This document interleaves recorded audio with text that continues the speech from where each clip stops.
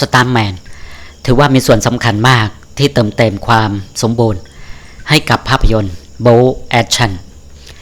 มีภาพยนตร์แนวโบ๊หลายเรื่องซึ่งก็มีนักแสดงคิวโบ๊ชาวไทยหรือสตาร์แมนชาวไทยที่กำลังถูกจับตา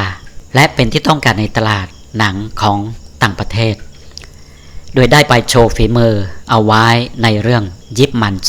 3โชว์ลีลาจนทำให้ชื่อไซมอนกุ๊กกำลังเป็นที่ถูกจับตามองอย่างมากของคอหนังทั้งชาวไทยและชาวต่างประเทศในขณะนี้เป็นนักแสดงแนวแอคชั่นที่มีแววดังมากๆในอนาคตช่องพาเจริญจึงอดที่จะไม่นำเสนอไม่ได้นะครับชื่อเกิดสุขชาติขันวิไลต่อมาได้เปลี่ยนชื่อเป็นสรุตขันวิไลเกิดเมื่อวันที่4มีนาคมปี2524ที่จังหวัดกาฬสินธุ์ชื่อสากลไซมอนกุ๊กชื่อนี้เจ้าตัวตั้งเอง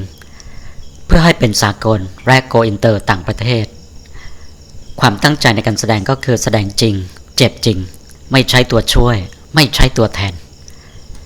การศึกษาเป็นศิษย์เก่าสถาบันพระศึกษาวิทยาเขตมหาสารคามจังหวัดมหาสารคามและระดับปริญญาตรีที่มหาวิทยาลัยศรีนครินทร์วิโรธอาชีพนักแสดงผู้ออกแบบเคียวโบว์กันกับโปรดิวเซอร์ประวัติก่อนที่จะเข้ามาสู่วงการภาพยนตร์ไซมอนกุ๊กเล่าให้ฟังในหลายๆรายการทางทีวีว่าในวัยเด็กขนาดนั้นผมเรียนหนังสืออยู่ชั้นป .2 หรือป .3 ผมชอบดูหนังกลางแปลงชอบดูหนังโบ๊แอคชั่นชอบดูการ์ตูนและชอบวาดรูปการ์ตูนแม่ของผมเป็นนางเอกหมอลำในสมัยที่คนนิยมฟังวิทยุอยู่นั้นแม่ผมจะดังมากๆแม่พาในงานที่แม่แสดงหมอลำเราก็ไปกับแม่แสดงหมอลำเราก็ดูหนังในงานเช่นงานประจำปีงานวัดและงานอื่นๆชอบดูหนังกำลังภายในของชอบาเดอร์หนังฝรั่งแอคชั่นได้ดูหนังที่พี่พนาแสดงดูพี่พนาแสดงแล้วชอบมากอยากเป็นนักแสดงอย่างในหนังอยากเป็นหมัดมวยอยากจะกระโดดโลดผลอย่างที่เขาทำเราก็จำศิลปะการต่อสู้ที่เขาแสดงมาเล่นด้วยตัวของเราเองอยากเป็นนักแสดงโบ๊แอคชั่นอย่างที่ดาราในหนังเขาทำท่าแรกที่ผมนำไปทำนะครับนั่นก็คือตีลังกาฝึกตีลังกาเป็นพื้นฐานในส่วนของท่าเตะแอคชั่นมาฝึกตอนที่มาเรียนที่วิทยาลัยพระศึกษามหาสารคามการมาเรียนที่วิทยาลัยพระศึกษาก็ได้โควต้ามาในงานวันไหว้ครูมีนักศึกษากลุ่มหนึ่งออกมาแสดงโชว์กระบี่กระบองมีการโชว์สตันท์อย่างในหนังคนที่แสดงก็คือพี่จาพนมโชว์เคียวโบเห็นแล้วประทับใจมากๆผมก็เลยตัดสินใจสมัครเข้าเป็นสมาชิกของชมรมกระบี่กระบองเดิมทีนั้นผมเป็นนักกีฬาตะกร้อชอบเล่นตะกร้อแต่พอมาเห็นพี่จาแสดงผมก็เปลี่ยนใจมาทางกระบี่กระบองพี่จาพนมก็เป็นสมาชิกอยู่ในชมรมนี้พี่จาพนมเป็นรุ่นพี่ผม2 ปีและก็ทราบว่าพี่พันนาฤทธิไกรก็จบจากที่นี่ต่อมาก็ได้ฝึกเรียนรู้และฝึกศิลปะการต่อสู้ต่างๆหมัดมวยฟันดาบ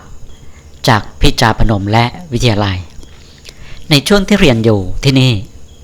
ก็ได้ออกงานโชว์ศิลปะการต่อสู้ตามงานต่างๆเช่นงานวัดงานประจำปีและ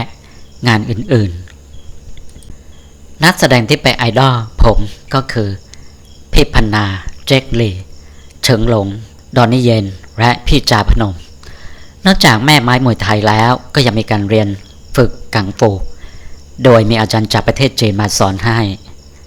การฝึกสตาร์แมนทุกคนจะต้องฝึกหนักที่สำคัญก็คือประสบการณ์ผู้ที่ได้รับประสบการณ์มากจะมีโอกาสทำได้ดีกว่าไปได้ดีกว่าการฝึกซ้อมจะฝึกซ้อมทั้งร่างกายและจิตใจร่างกายจะต้องฝึกให้แข็งแรงแสดงแล้วไม่รู้สึกเหนื่อยจิตใจจะต้องมั่นคงไม่ท้อไม่ยอมแพ้การเข้ามาสู่วงการแสดงภาพยนตร์ตั้งแต่ปี 2547 พอจบที่วิทยาลัยพระศึกษามหาสารคามพี่พนาก็ให้ไปอยู่ด้วยได้แสดงเป็นสแตนด์อินให้พี่จาพนม ในเรื่องต้มยำกุ้งปี 2548 และองค์บาท 2 ปี 2551 และอีกหลายๆเรื่องของสหมงคลฟิล์มเขาก็เห็นแววของเราการแสดงบทโบว์แอคชั่นเป็นการแสดงที่เสี่ยงมากต่อการได้รับบาดเจ็บ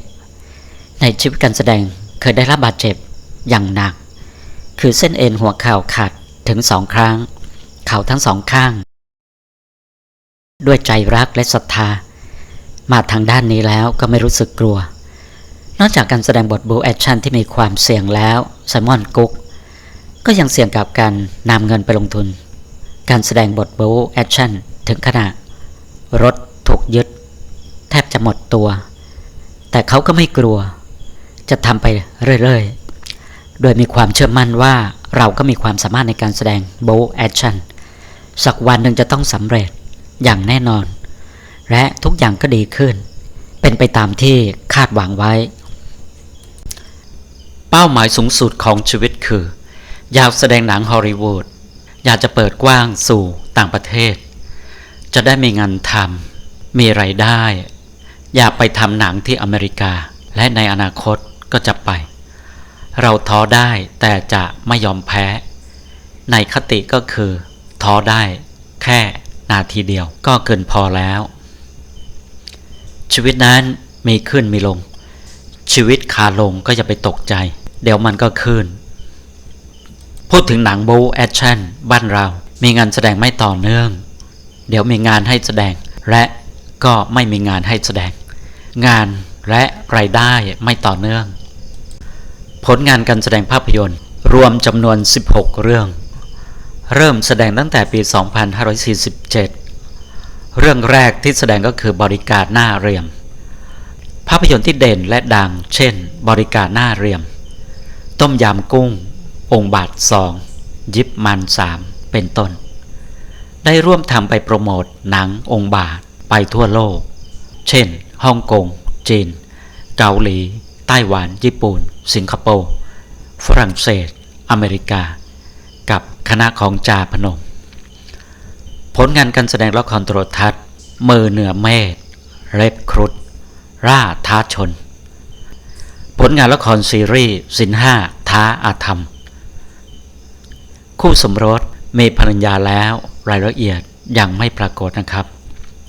ทั้งหมดนี้เป็นประวัติเรื่องราวของไซมอนกุ๊กสตันท์แมนที่โกอินเตอร์กำลังถูกจับตาว่าจะดังไปไกลถึงระดับไหนในต่างประเทศขอบคุณที่ติดตามช่องพาเจริญสวัสดีครับ